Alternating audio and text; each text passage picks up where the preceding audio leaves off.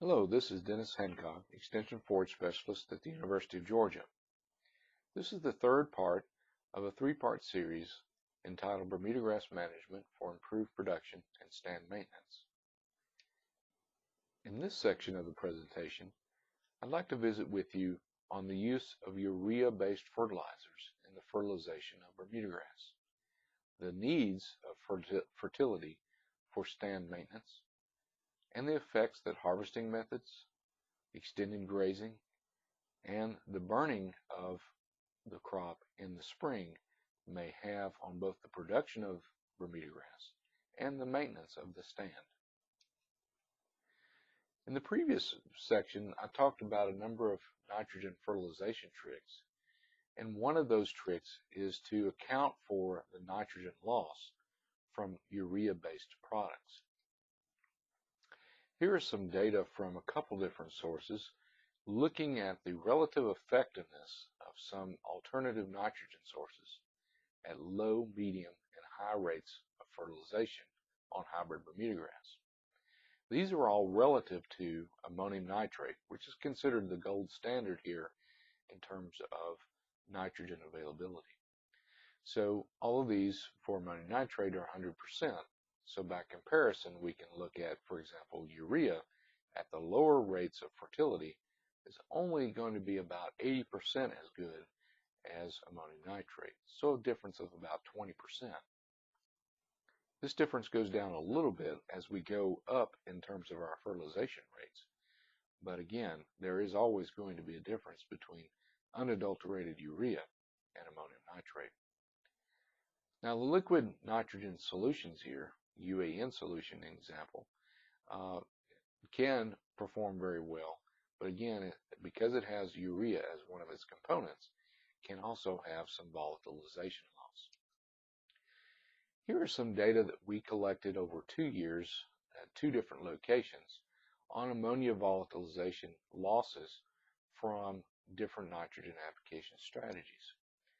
Now this is very similar to a graph that I showed in the previous presentation, where we looked at ammonium nitrate split 4 times, urea split 4 times, ammonium nitrate split twice, urea split twice, or agrotane treated urea, super U, Nutrisphere nitrogen, environmentally smart nitrogen or ESN, a polymer coated urea, and a control treatment where no nitrogen was applied.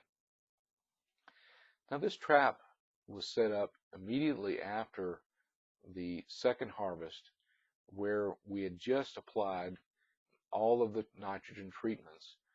We applied 1/4 of the total here for the ammonium nitrate and urea treatments in this column, or these columns. And we had just applied the second half of the ammonium nitrate, urea, and these other enhanced efficiency nitrogen products that you see here on the right. All of these enhanced efficiency nitrogen products are designed, or at least supposedly designed, to produce or to resist ammonia volatilization. They inhibit that in a number of ways. Agrotane treated urea and super U use an actual inhibitor to inhibit the urease enzyme from causing ammonia to be evolved. The ESN actually has a physical obstruction with a plastic covering outside of the actual urea prill. And the Nutrisphere nitrogen supposedly has both a polymer coating and a urease inhibitor to prevent ammonia volatilization. So let's look first at the 2008 data in terms of ammonia volatilization in parts per million. What we see here is a dramatic increase in volatilization for the urea.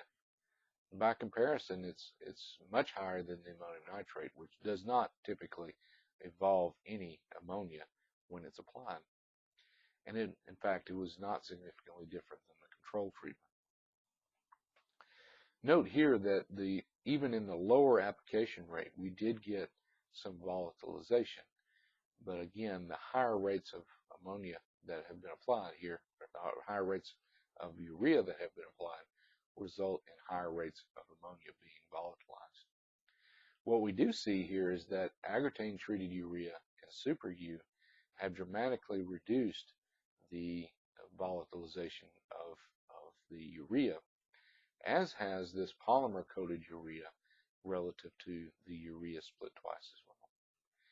Unfortunately, the Nutrisphere nitrogen treated urea did not appear to influence ammonia volatilization in this year.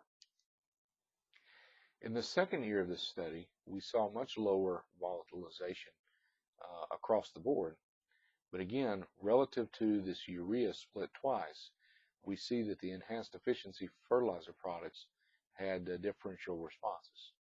Agrotane treated urea and Super U had significantly lower volatilization than unadulterated urea. However, the Nutrisphere nitrogen here actually had slightly elevated levels of ammonium volatilization, and it was not significantly different from the urea split twice. Whereas the polymer-coated urea here virtually had no difference between it and the control where no nitrogen was applied. So basically what this is telling us is that there's some difference in these enhanced efficiency nitrogen products that are out there in terms of how effective they really are at controlling ammonia volatilization. But it also emphasizes the point here that by splitting these applications, we may be reducing our risk a little bit from ammonia volatilization. This study is from the work that Bill Anderson did in a fertility study at Tifton. And what we see here along the x-axis is different rates of nitrogen that have been applied, 200, 300, all the way up to 700 units of nitrogen per acre. And then at these different costs of these inputs, and for a value of hay at $100 per ton, this gives us the net returns when we are applying only 50% of the recommended phosphorus and potassium, applying 100% of the recommended phosphorus and potassium, or 150% of the phosphorus and potassium over the 4 years of this study in a Carnegie soil type.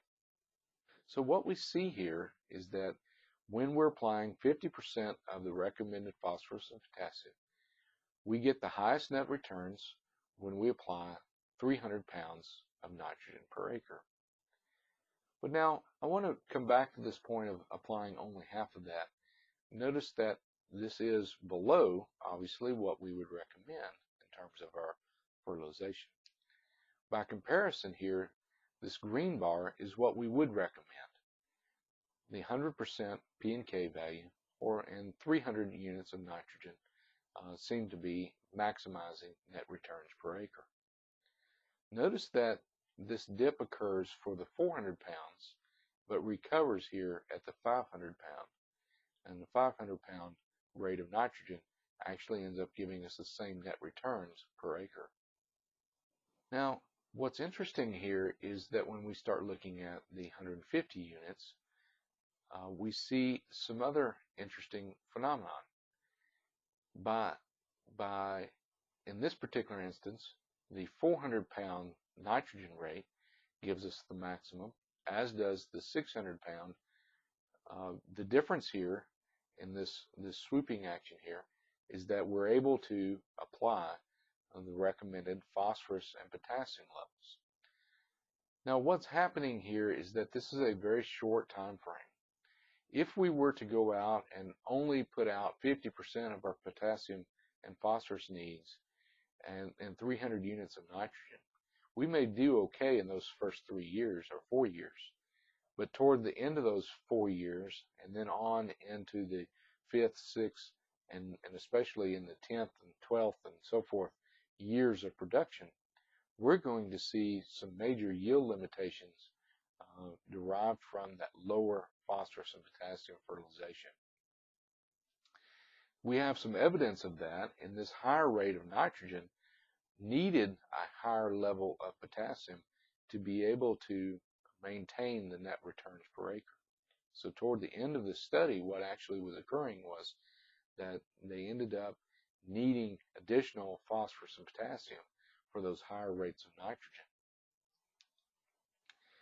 The reason for this is that potassium is extremely important for persistence and performance as well. On the left-hand side of this picture, you see a Bermuda grass that has been treated with 200 pounds of nitrogen, 40 pounds of phosphorus, and 160 units of potassium. And what has actually occurred here is it's maintained a very good stand.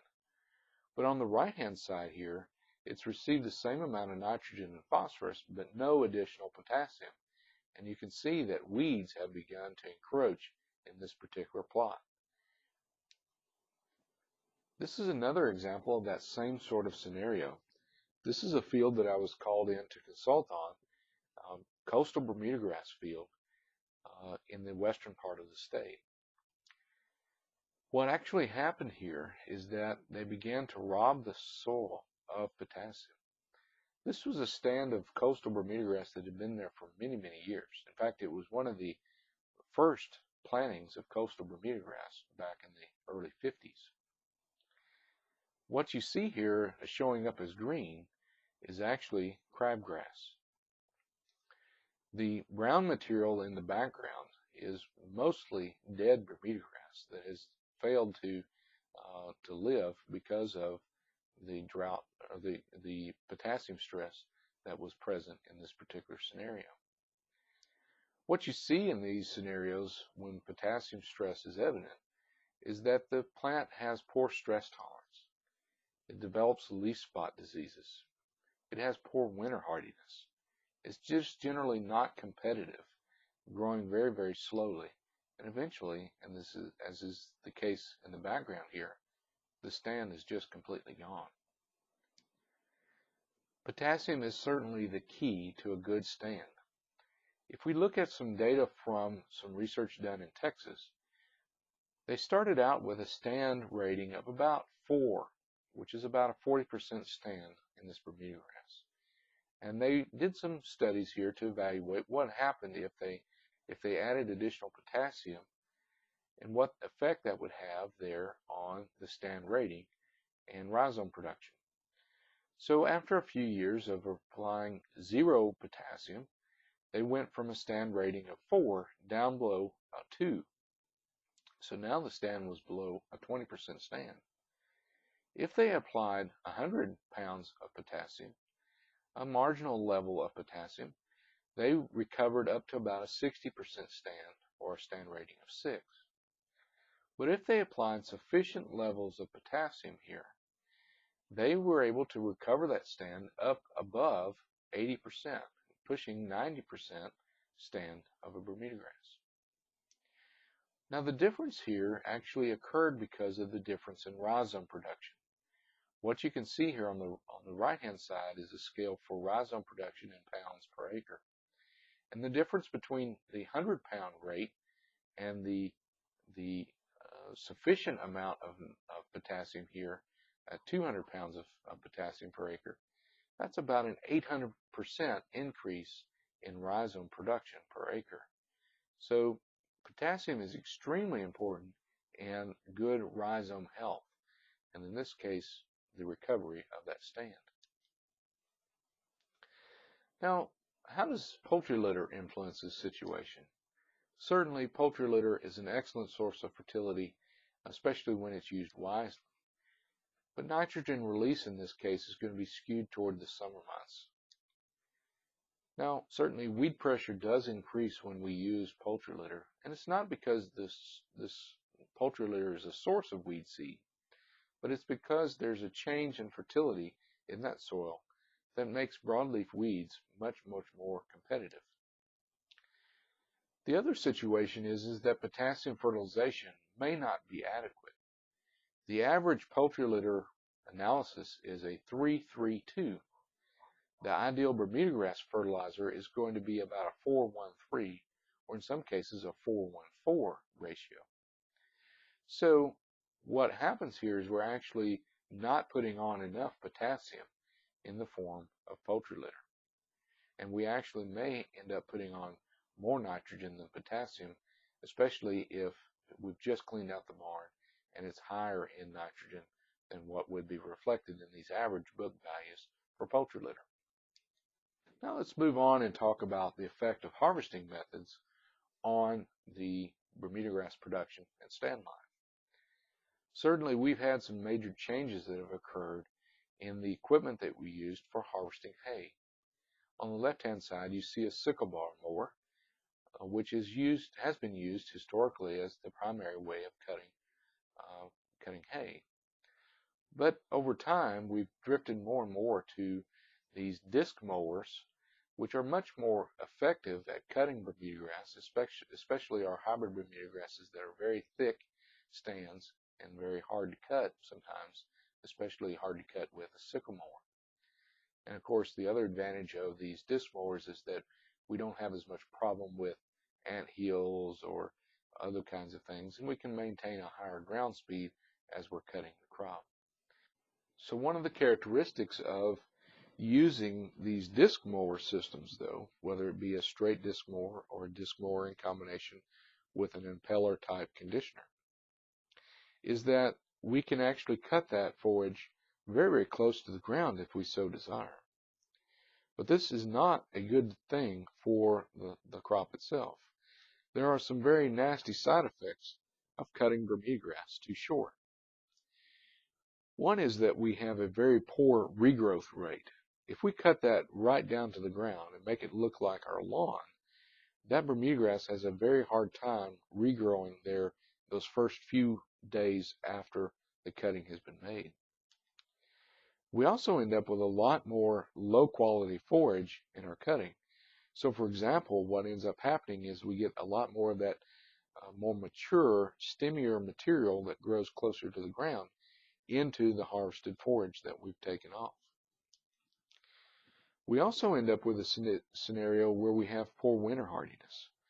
When we take off that extra inch or so and only leave 2 inches or so of stubble going into the winter, this actually increases the risk of winter damage and cold damage to the crop. As a result, we can also get stand thinning, increased weed pressure because the weeds may have an opportunity to germinate and to grow in between gaps in the stand.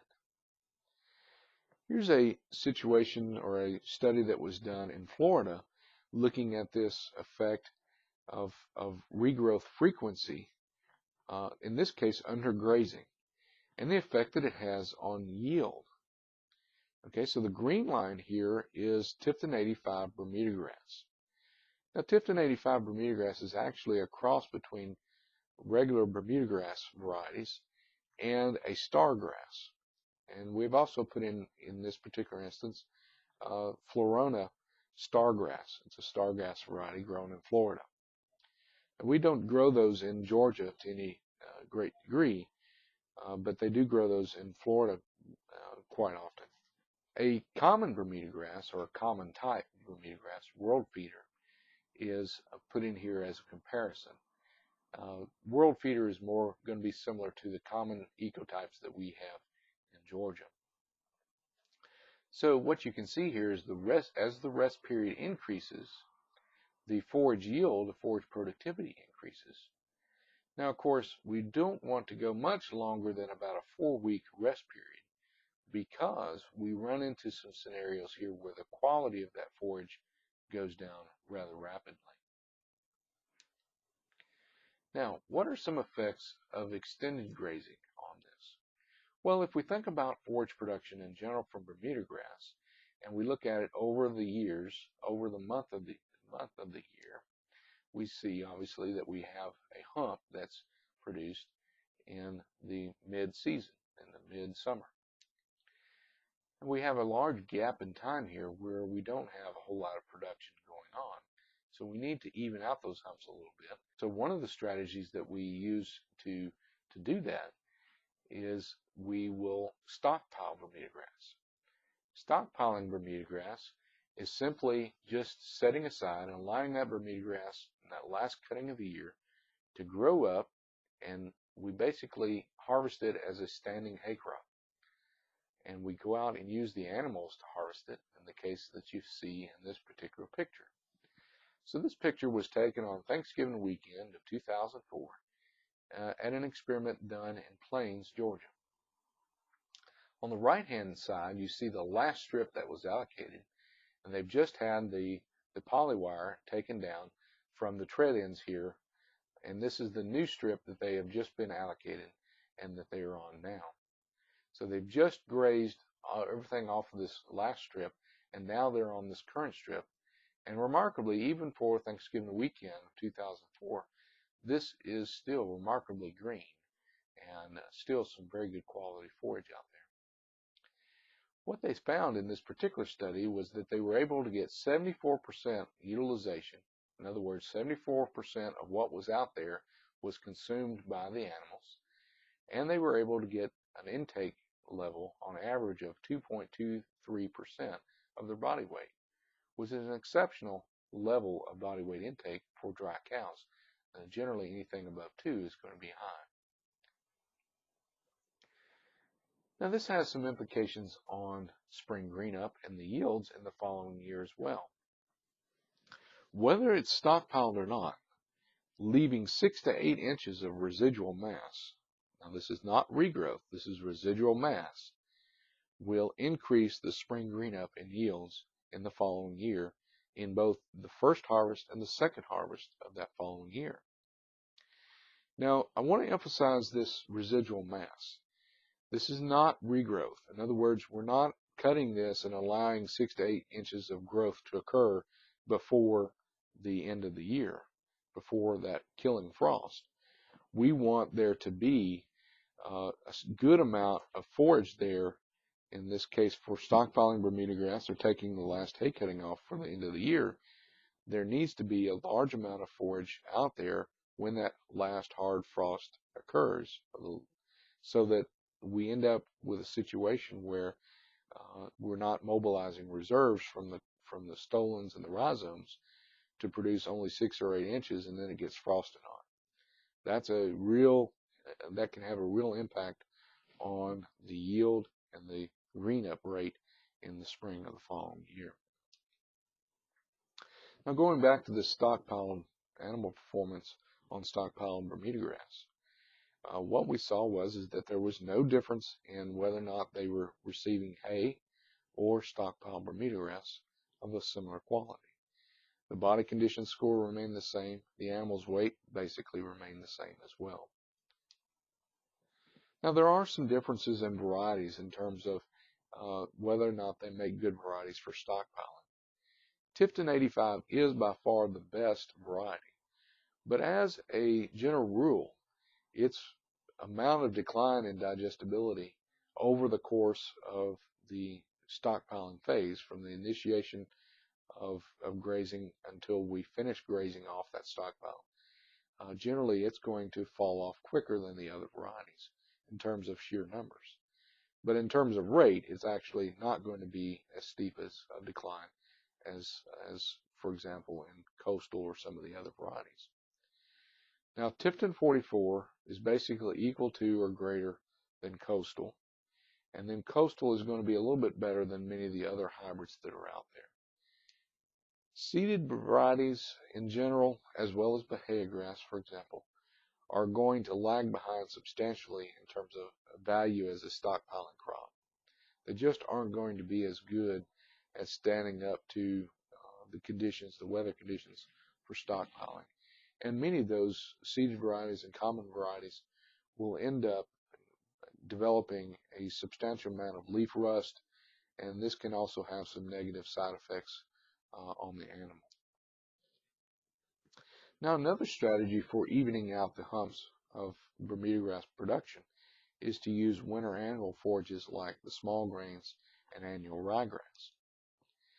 Here's a study that was done several years ago by Dr. Carl Hovland, where he compared the addition of ryegrass, arrowleaf and crimson clover, or rye plus arrowleaf and crimson clover, to coastal Bermudagrass. And he looked at this compared to coastal Bermudagrass with no annuals receiving 100 pounds of nitrogen per year. And of course, there were no additional added days of grazing relative to the Bermudagrass. Here's the animal performance that he saw there.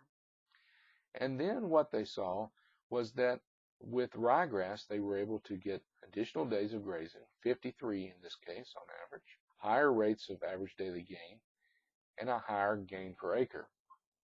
What they also saw in this study was that airleaf clover and crimson clover combinations added 24 days, increased the average daily gain at the same basic level of gain as when ryegrass was used by itself. But combinations of rye, arrowleaf clover, and crimson clover, they were able to get 81 additional days, average daily gains of 1.92, and gain per acre here of 560 pounds per acre. So if we look at fall interseeded rye and ryegrass into coastal Bermuda grass, there's a significant hump here in the spring of the year where we're able to provide enough forage from the winter annual to provide the needs of the animals that we're trying to feed.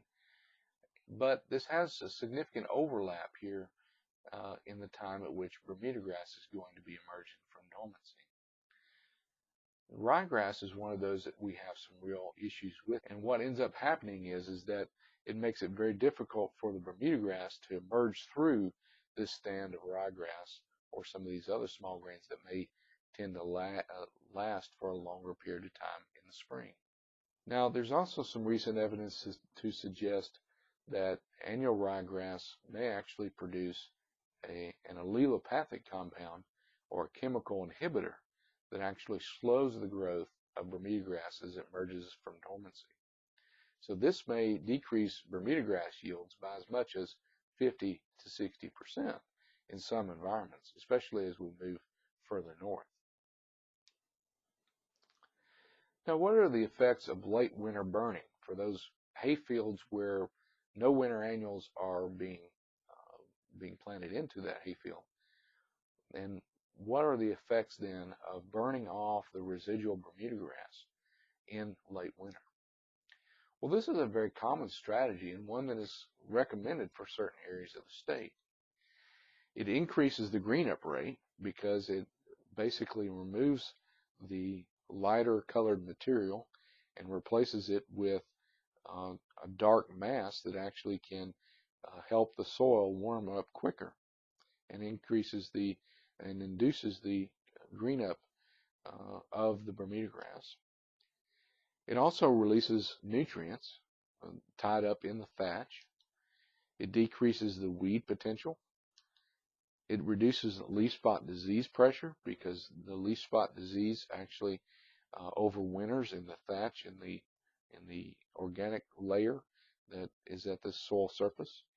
But now there are some limitations to this as well, is because certain areas of the state, at least in Georgia anyway, have air quality concerns where the outdoor burning of anything can cause, is strictly prohibitive in many areas. It's also quite risky to burn Bermuda grass because this can get away from you, especially if the fire load or the fuel load is extremely high. It can get very hot and it can damage the stand, but it can also get away from you and damage surrounding properties. So neighboring properties also need to be taken into consideration and not causing problems between neighbors. There are certain areas of the state of Georgia where burning is banned entirely. The other thing to keep in mind is that there is a permitting process for any outdoor burning that might go on like this. You can see the web address that's listed here to obtain online burning permits, but you can also visit the www.georgiatrees.org website or call 1-877-OK-to-burn in order to obtain a burn permit. A really good publication on this issue of using fire in Bermuda grass management is provided by Alabama Cooperative Extension System publication ANR 989. This publication does a really good job of describing how to manage a fire in Bermuda grass and the advantages and disadvantages of using fire in Bermudagrass management. So this concludes the three-part series on Bermudagrass management. In this session, we've talked about using urea-based fertilizers for nitrogen application to Bermudagrass. And then we've also talked about the needs of stand maintenance, fertility levels, and then also the effects of harvesting methods, extended grazing, and burning on Bermudagrass management. For more information, I encourage you to visit our website at georgiaforages.com or to call 1-800-ASK-UGA-1 from any county in the state of Georgia.